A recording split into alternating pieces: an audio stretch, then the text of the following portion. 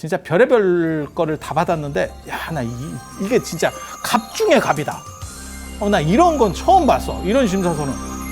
그걸 보내래, 나한테. 뭘 보내라고 하냐면, 이의 신청서를 보내래. 그래서 내가 이의 신청서 보내봐야 어차피 해결이 안 되던데? 그랬더니, 그래도 보내보래. 그래서 내가 뭐라 그랬냐면, 만약에 보냈는데 너네가 무성의하게 나오면 일이 커질 수 있다. 커져서 내가 지금 이걸 찍고 있는 거야. 커져서 이걸 찍고 있는 거야.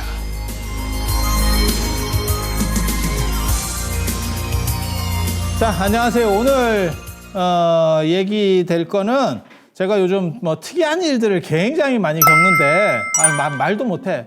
이게 지금 현대 사회에서 일어날 만한 일들인가 싶은 약간 미개한 일들을 무진장 겪는데 그 중에 하나가 이거는 학회하고 학술지라는 게 있어요. 학술지라는 게 여러분도 들어보시는 무슨 뭐 SCI급, 그건 국제 이제 학회지고, 그 다음에 한국에서는 KCI라고 이렇게 있어요. 그게 이제 인증받은 학회지.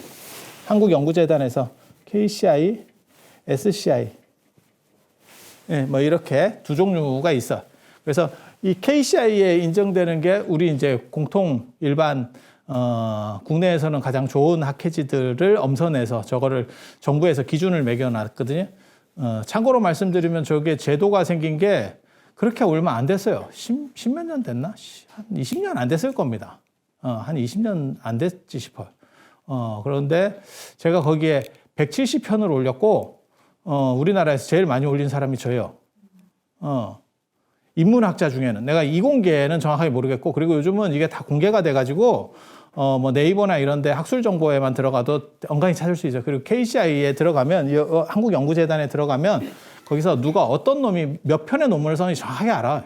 그러니까 옛날하고 틀려요. 요즘은 교수 뭐 임용 모집하고 이러면 대상자들만 딱 대충 누군지 알면 다 알 수 있어요. 상대가 얼마나 센지.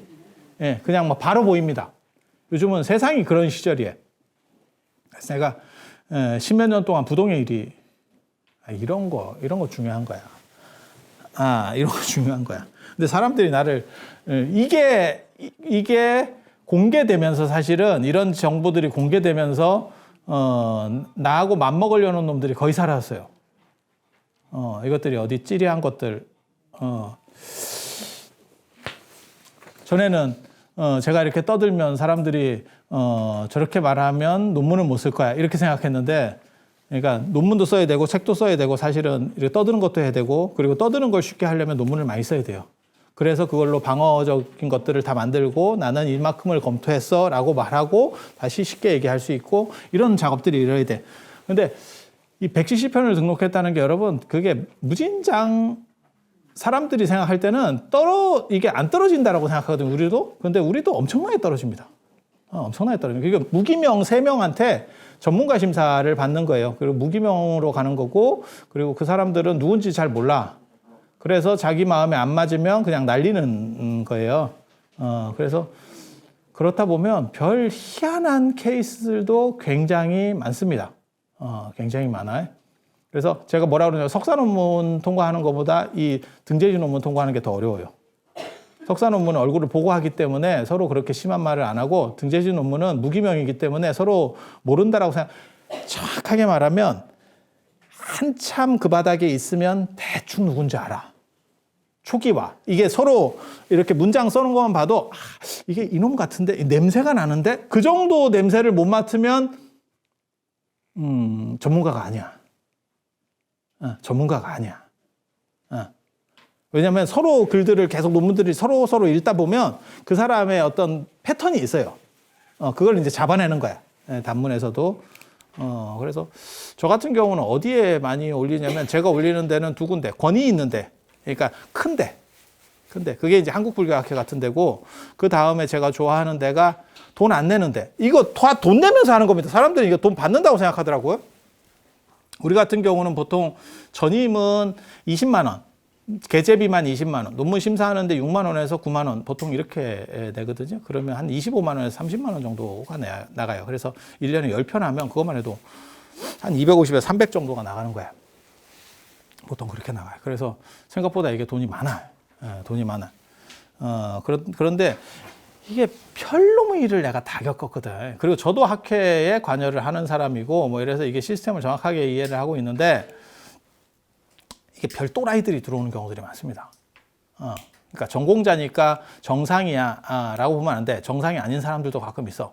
그래서 논문 심사를 예전에 맡겼는데 답이 왔는데 심사서가 왔는데 걔가 내가 쓴 논문하고 다른 얘기를 해. 걔는 착각하는 거예요. 왜냐면 나는 지금 새로운 걸 발견해서 그걸 얘기하고 있는데 얘는 그걸 아직 그 정보가 업데이트가 안 돼 있어. 그래서 기존에 알고 있었던 다른 얘기를 해. 그렇게 해서 내가 떨어진 경우도 있어요. 그러니까 반론 제기를 할 수가 없는 구조예요.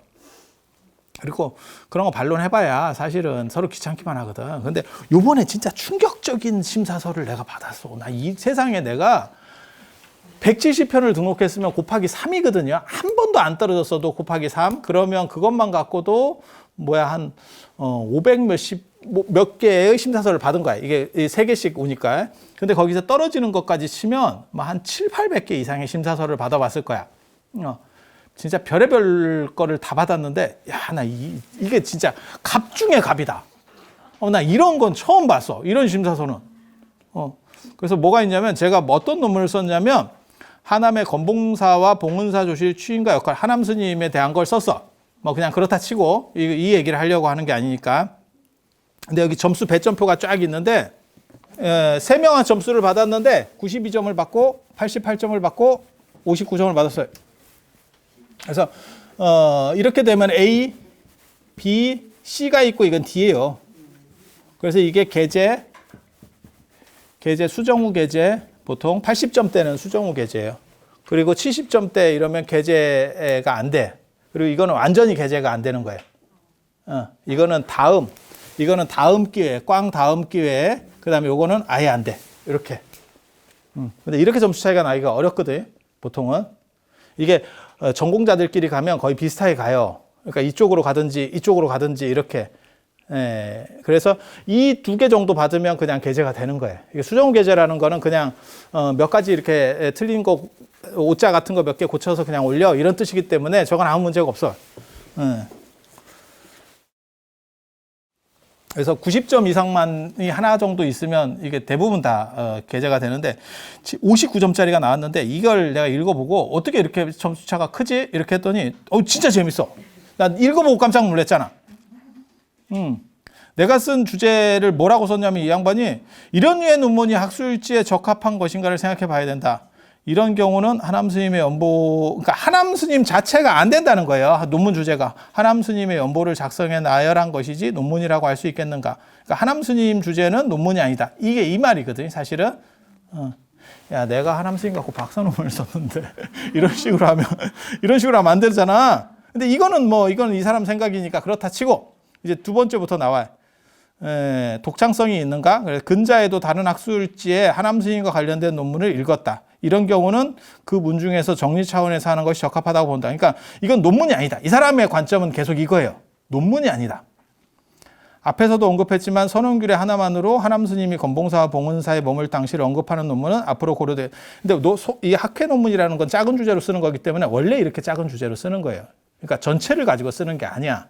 그거는 박사 논문이나 단행본으로 쓰는 거고. 그래서 이거는 이 사람이 생각 자체를 잘못하는 거예요. 그리고 더 재미있는 건 논지 전개 적합성이 뭐냐면 논자께서 논문을 쓰는 요령이나 흐름에 있어서는 훌륭하다. 논문은 문제가 없대. 논문 쓰는 방식은 나는 또 칭찬을 한다니까 이 사람이. 되게 재미있는 게 자료 해석의 적절성. 몇 년 동안 하남 스님, 탄원 스님 관련된 논문이 너무 많다. 새로운 자료를 갖고 논문이 작성되었는가 한번 좀 고려해 봐야 된다. 쉽게 말해서 하남 스님, 탄원 스님 논문들이 많이 나왔기 때문에 논문 성립이 안 된다. 이것도 말이 안 되는 얘기예요. 학문적 기여, 월정사 한 문 중에만 기여가 있는 것이지 학문적 기여라고 볼 수 있는가? 하남 스님이 사실은 일제강점기를 전후해서 총 종정을 4번이나 하신 분이고 지금 조계종의 모든 기틀을 만든, 그러니까 지금 조계종이라는 명칭 이런 걸 다 만든 게 이 양반이에요. 그래서 물론 내가 월정사 중심으로 많이 했지. 왜냐하면 그건 문중현양 사업이거든. 만약에 통도사 가지고 하면 지금 노천 스님이라든지, 그러니까 월화 큰 스님이라든지, 안 그러면 구화 스님이라든지 이런 것도 하는 거고 다 마찬가지예요. 성철 스님이라든지, 안 그러면 무슨 경어 스님이라든지 다 그렇게 하는 거예요. 이게 그게 근현대 어떻게 보면 다루는 건 원래 그렇게 하는 거고, 논문의 형식과 초록의 적합성, 이게 보면 논자께서 논문 쓰는 요령이나 방법을, 얘는 나는 되게 좋아해. 주제가 마음에 안 들 때. 이 점에 있어서는 논자에게 인사를 보낸다. 아예 인사까지는 할 필요 없고. 그래서 내용은 뭐냐면 두 가지예요. 하나는 논문에는 큰 하자가 없다. 논문 쓰는 방식에는 하자가 없다. 주제는 마음에 안 든다. 근데 이런 식으로는 심사가 이루어질 수 없어요. 이렇게 이건 주관적 평가잖아. 예, 주관적 평가를 해서 그러니까 떨어뜨리는 거는 좋아. 59점을 주는 거는 얼마든지 가능한데, 그거는 어떤 논지에 어떠한 데 문제가 있어 라고 얘기를 해야지 이런 식으로 떨어뜨리면 안 돼요. 그래서 내가 어떻게 했냐면 이걸 보고, 야, 이게 가능한가? 이런 식으로 쓸 거면 나한테 이 논문이 심사에 왔을 때 어떻게 하는 거냐면 보이콧을 할 수 있어. 나는 이 논문은 내가 심사하고 싶지 않아. 그냥 제목만 딱 봤을 때. 이건 내 전공이 아니야. 이렇게 해도 되는 거거든. 근데 끝까지 들어와서 그냥 생 지랄을 하는 거지. 아니, 나는 타격이 없어. 이거 떨어진다 그래서 뭐 내가 논문이 부족한 사람도 아니고 나 타격이 없어. 나는 논문 부자기 때문에. 그러니까 뭐하고 똑같은 거냐면 이재룡 씨가 그냥 주가가 좀 떨어진 거지. 그럼 뭐 어쩌라고. 뭐 그런 거지. 삼성이 8만 원, 9만 원까지 가다가 지금 7만 원. 아니, 뭐 그거 아무 문제 없어. 그런 사람들. 그리고 이거는 그 정도 급도 아니에요. 저한테는. 그냥 여러 개 중에 하나가 문제가 생긴 거니까. 너무 이게 황당해서 내가 이 간사한테 카톡을 넣었어. 야, 이건 너무 심한 거 아니냐? 이건 너무 심한 거 아니오? 얘는 논문 심사를 하지 않고 있는데 이걸 심사서라고 네가 보냈냐? 내가 이제 이런 식의 카톡을 보냈어. 그랬더니 자기도 보고 이제 안 봤던가 봐. 그래서 이제 문제를 인지한 거예요. 문제를 인지한 거야.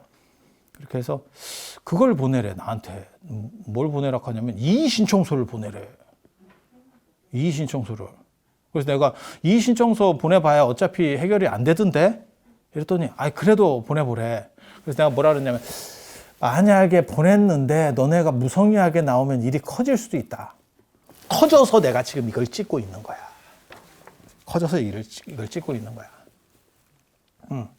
저는 두 군데 논문을 내는데, 하나는 가장 사람이 많이 가입돼 있는데 그게 한국불교학회 같은 데고, 하나는 계재료가 없는데, 계재료나 이러한 심사비가 없는데. 근데 여기가 어디냐면 한국설리연구원이라고 선화권에서 하는데요. 선화권이라고 불교 재단법인이 있어. 선화권이라고 일제강점기 때 만든. 이게 일제강점기 때 만들었는데 이게 지금 필요가 없다는 거야. 그러면 이 선화권 자체가 지금 이런 주제들이 안 되면 이 선화권 자체도 사실은 의미가 없는 단체가 되는 거거든, 지금. 지그들도. 그래서 이 선화권에서 설리연구원이라는 게 있고, 그 다음에 선문화연구라고 이게 등재지를 하나 갖고 있는 거야. 그래서 내가 이거 너무 심한 거 아니냐 그랬더니 그걸 이의 신청을 해보래. 그래서 써봤다. 또 이놈이 내가 이런 생각을 하고 이렇게 써봤어. 그랬더니 답이 왔어. 야, 답이 왔어. 내가 두 가지를 문제 제기를 했는데 답이 왔어. 여러분들한테는 없어. 근데 뭐라고 답이 왔냐면 진짜 무성의한 답이 왔지. 그게 이제 학회장이 있고 편집위원장이 있거든. 저는 제가 학회에도 관여를 하기 때문에 정확하게 알아요. 학회장이 이 문제를 해결하는 게 아니고 편집위원장이 이제 봐가지고 이의가 들어오면 이거를 소명을 하게 돼 있어요. 자기도 반론을 제기하게 돼 있어. 근데 뭐라고 왔냐면 해당 논문심사위원회 의견을 존중해서 문제가 안 된다고 생각한다. 야, 씨, 이게 문제가 안 되면 어떤 게 문제가 돼? 이게 또라이 같은 게 온 거야. 이유는 뭐냐면 안 봤지. 귀찮으니까 안 봤지. 이 자식이 안 본 거야, 분명히. 보면 이런 식으로 행동을 못 해. 문제가 있다라고 얘기를 했는데 문제 없음이라고 얘기를 했기 때문에. 그리고 제가 또 뭘 걸었냐면 이게 이런 식의 일들이 벌어지는 경우가 있어요. 또라이 한 명 때문에 전체가 문제가 되는 경우들이 있어요. 그래서 학회 규정에는 이거를 이런 식으로 첨예하게 갈렸을 때 이게 이런 식으로 두 개로 올라가고 이렇게 되는 경우도 있어요. 그래도 떨어집니다. 한 명이 어깃장을 진짜 심하게 놓으면, 그리고 그 사람이 상대를 아는 경우가 있어. 그럼 무조건 떨어뜨려야겠다 싶으면 이걸 쉽게 말해서 60점 이하로 줘버린다고. 그래서 이런 문제들이 존재하기 때문에 저걸 해소하는 규정들이 있어. 그래서 그 규정에 의거하면 어떻게 되어 있냐면 이걸 총 합산으로 해갖고 나누기 3을 하는 거예요. 그래서 80점 이상이면 계제가. 그 다음에 70점 이상이면 수정후 계제. 수정후 계제는 계제된다는 얘기예요.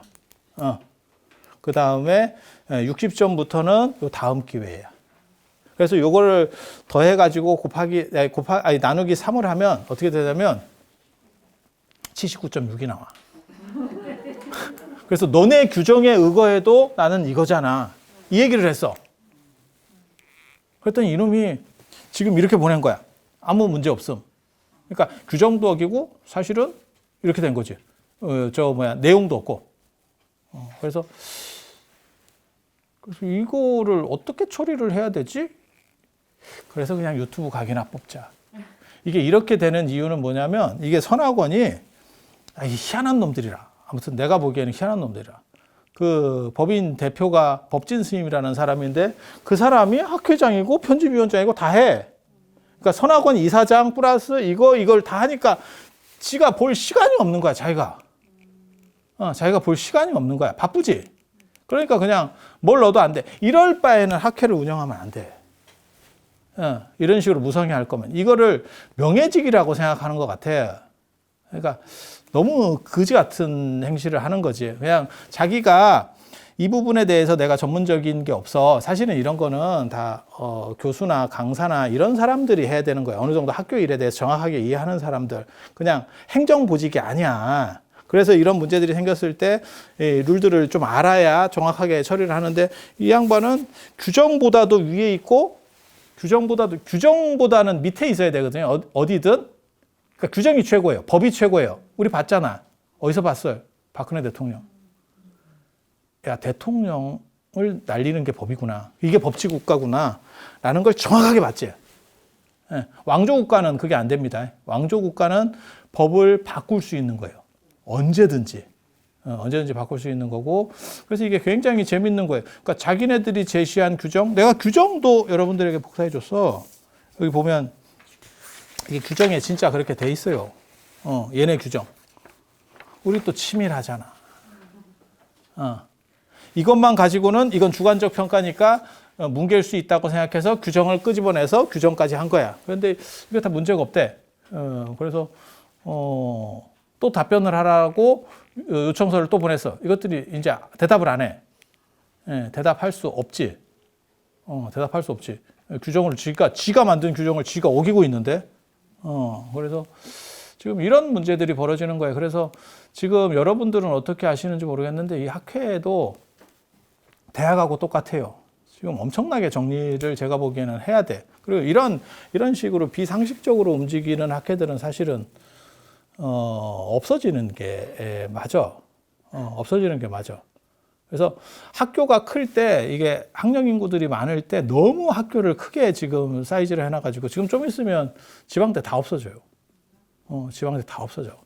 공립대 외에는 진짜 거의 다 없어질 거예요. 그럴 수밖에 없는 게 인구가 이렇게 완만하게 내려가는 게 아니고 이렇게 내려가거든. 그리고 그때 상황에 맞춰서 이런 학회도 해놓은 거예요. 그래서 이런 것들도 사실은 다 없어져야 돼. 없어져야 돼. 그러니까 책임지고 관리를 못할 거면 근데 왜 여기다 사람들이 많이 내냐면 돈을 안 받아. 그러니까 두 종류가 있는 거거든요. 학회지가 두 종류가 있는 거야. 하나는 권위가 있는데 여기는 돈을 내고라도 하려고 하고 그 다음에 돈을 안 받는 데가 있어. 돈을 안 받는다 해서 다 권위가 없는 건 아니에요. 정부에서 하는 데는 돈을 안 받는 경우들도 많이 있어. 대학이나 정부에서 하는 데는 돈을 안 받는 경우도 그건 그냥 그쪽 예산에서 처리를 해줘 버리는 거야. 그래서 그런 데가 오히려 세. 왜냐하면 사람들이 돈 아까우니까 한 편에 우리 같은 사람 실는데 25만 원, 30만 원 드는데 그냥 공짜면 25만 원을 버는 거잖아요. 그래서 그런 데다가 내는 경우들이 많은데 이렇게 그냥 사적으로 하는 놈들이 가장 문제인 거예요. 사적으로 하는 놈들이. 그러면 우리 같이 이렇게 자기네식으로 떨어뜨릴 수 있으면 자기네식으로 붙일 수도 있다는 것도 가능해요. 역도 가능한 거야. 자기가 유리하게 뭔가를 하려면, 그러니까는 선화공 관련된 거라든지 이런 논문들은 그냥 얼음하게 붙일 수도 있는 거야. 이거 지금. 그러니까 규정 자체를 무시하는 상황이기 때문에 이거는 굉장히 심각한 그런 부분이에요. 그래서 우리는 이걸로 막 크게 분노하거나 이런 게 아니고, 분노는 좀 했지. 왜냐면 지가 내라고 그러더니 소명서를 내라고 그러더니 내니까 씹어. 앞에 사람의 의견을 존중한다. 끝. 한 줄이야, 한 줄. 한 줄. 문제가 있다 그러면 이거는 이렇게 하기 때문에 문제가 안 된다라든지 이거는 이렇게 처리가 될 수밖에 없다라든지 설명을 하면 될 건데 한 줄이야. 그래서 무슨 생각을 했냐면 유튜브 강의나 한번 뽑아보자. 그래서 새로운 소재, 이게 만약에 조회수가 잘 나오면 고발 프로를 하나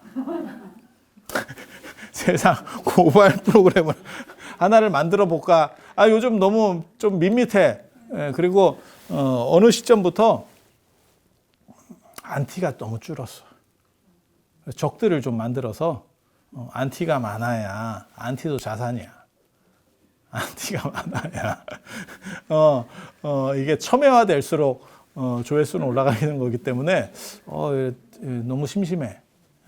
그래서 이게 지금 한국 설리연구원이라고 하는 데고, 그 다음에 선문화연구, 학회지는 선문화연구, 그리고 이게 지금 뭐 이사장부터 학회장, 편집위원장을 혼자서, 그 법진 스님이라고 하는 분이 혼자서 내가 보기에는 깝깝하지. 저럴 바에는 안 하는 게 낫지. 저 돈 들이면서 저게 뭐 하는 짓인가 싶은 정도의 일을 하고 있는 거죠. 그래서 오늘 이런 식의 고발을 한번 해보고, 조회수가 좀 좋으면 이런 고발 프로그램을 제가 특집으로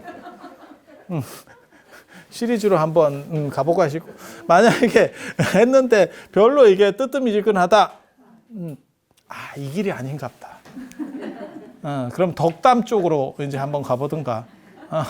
이게 근데 사람이 덕담보다는 씹는 게 재밌는데, 내가 좀 잘못했다는 생각도 조금 들기는 하는 게, 이게 너무 특수 영역이라서 사람들이 알아들을까? 이런 생각도 조금은 있어. 근데 그냥 나름 비리야. 나름 비리와 갑질. 갑질로 제목을 붙여볼까? 그래서 오늘 이런 특이한 거 한번 해보고, 정초에 특이한 짓 한번 하고, 그 다음에 상황 봐서 재밌는 걸로 만들어 볼 수 있도록 그렇게 해보겠습니다. 자, 들어주셔서 감사합니다.